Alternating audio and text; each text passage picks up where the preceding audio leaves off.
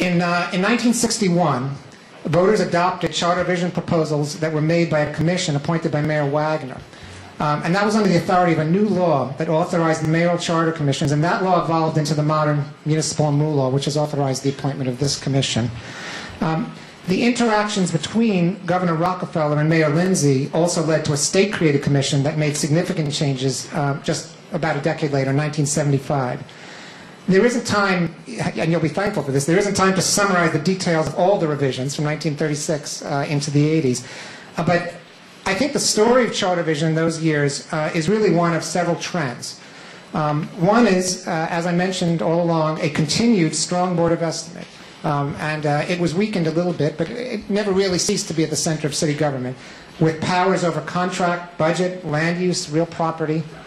And until it was transferred to the mayor in 1961, it had what was called the reserve power, which was the power to act for the city in a variety of matters. The second trend was a gradual increase in mayoral power. The mayor's powers were increased through a gradual transfer of functions from a variety of officials, especially the borough presidents, who gradually lost their regulatory and capital project functions over the years. A third trend is the gradual recognition that the council deserved an important role in city government. And the council's role did increase. It gained sole power over local laws, gained increased power over the budget, investigatory and subpoena powers, and advice and consent powers for certain appointments. A fourth trend, and this represents the fundamental tensions that I mentioned earlier, was a gradual increase in sort of bureaucratic, public, and local review processes, a recognition, particularly beginning in the 60s and the 70s, that community input was important, and the input of local communities and the boroughs were important to the functioning of city government. And this was recognized particularly in the 1975 charter revisions, with provisions like what's known as ULURP, the city's Uniform Land Use Review Procedure, and what are called the coterminality provisions of the charter, which set up the district and borough service cabinets, which look at the services provided by city agencies at the local level. A fifth trend was a sort of gradual clarification and focusing of the controller's functions in relation to the other city officials as well. In the 1960s, the charter was changed substantially by a series of Lindsay-era local laws. They were not done through charter revisions, but they consolidated many mayoral agencies into a very few large administrations. And those were later broken up yet again in the 1970s when they were perceived to be not functioning effectively. When Mayor Koch appointed a Charter Revision Commission at the end of 1986, at that time it was thought that it would tackle the question of what to do about the Board of Estimate. The Board of Estimate was embroiled in a one-person, one-vote federal litigation because at that time all the borough presidents had the same number of votes on the Board of Estimate, although there were vast differences in the populations of the boroughs. But that litigation was delayed because although the city had lost at the lower levels in that case, the Supreme Court agreed to hear the case. So the commission appointed by Mayor Koch was not in a position to replace the Board of Estimate in 1988. So instead it placed a series of limited but also very important issues on the ballot. Those included campaign finance, a modernized conflicts of interest structure, the City Administrative Procedure Act, which has the process for rulemaking, including the modern sort of notice and public hearing process, tax appeals tribunal, and a new system of succession to elective offices, which provided for special elections in the event of vacancies, as well as the Voter Assistance Commission.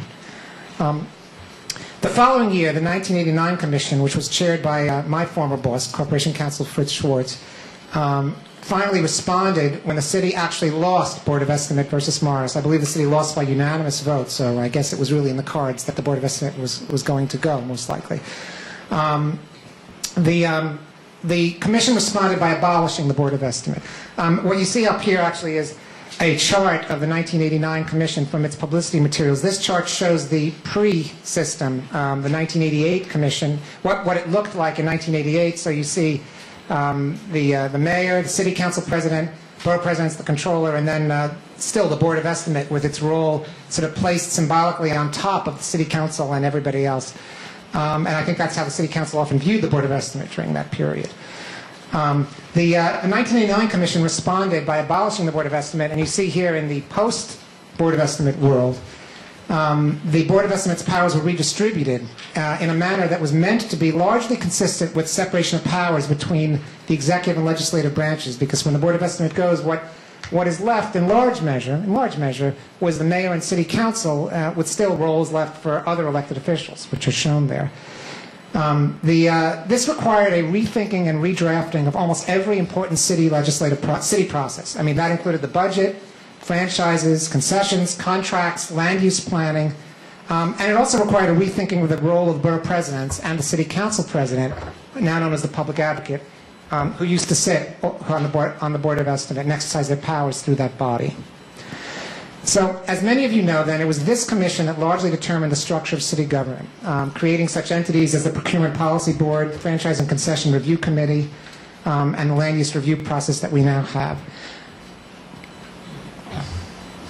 In the Giuliani years, there were 3 charter commissions. The 1998 commission was appointed in a contentious atmosphere in which the council was also proposing to hold a referendum on Yankee Stadium at the time. That commission produced only campaign finance-related changes to the charter. The following year, a commission appointed by the mayor proposed a series of amendments. It gathered them all into one question. Those amendments were later defeated by the voters, but they did inspire changes that were made by later commissions. And I've included in your materials, this is not really suitable for PowerPoint, a more detailed history of the charter revisions from 1897 to the present.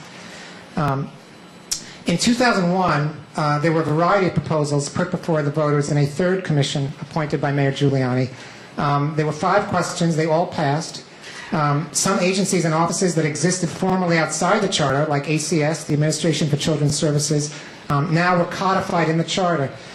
Now, this commission also adopted some unusual provisions that related to issues like gun possession and reporting of school crimes, which are not typical of the charter.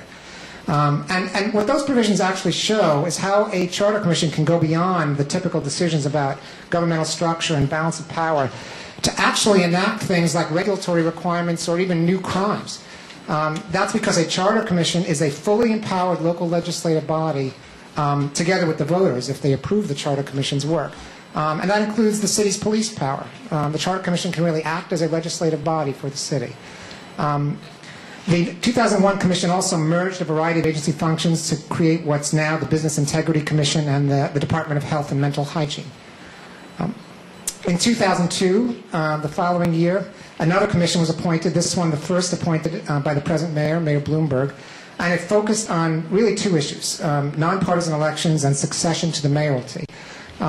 It ultimately did not deal with nonpartisan elections, but it made a proposal that in most cases there should be a quick special election procedure to fill vacancies in the mayoralty, with the public advocate still acting in the interim until that election. That proposal was adopted by the voters. The following year, 2003, a charter commission proposed 3 questions, but by far the bulk of the attention went to the question about nonpartisan elections. The other questions concerned procurement and a variety of matters that were called government administration. None of the proposals were adopted in the wake of a spirited debate about nonpartisan elections. Finally, in 2005, the last commission before this one, which several of you served on and I acted as counsel for, placed 2 proposals on the ballot. The first sought to make permanent in the charter certain key provisions of the State Financial Emergency Act, which dates back to the fiscal crisis of the 1970s.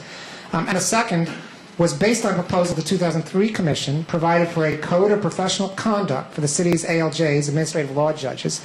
Both of those proposals were approved by the voters, and that code has since been adopted by oath and the Mayor's Office, the Office of Administrative Trials and Hearings. There was a third proposal that was seriously considered, which would have tried to address the proliferation of reporting requirements and advisory bodies that have sprung up all over city government. But there was some controversy and objections to that proposal, and the Commission ultimately deferred it. Well, the final slide for this is just shows the very clear structure of New York City government today. There's the mayor in the middle. I guess the city council is somewhere here too, but it's hard to really hard to see in this chart. And this actually is based on the jurisdiction of the deputy mayors, and it's produced by the administration and updated from time to time. So if you're not, if you're still awake after that, those dozen or so charter commissions of history, I'll now turn it over to my colleague Lisa Grummet, who also teaches about city government as an adjunct at Columbia Law School.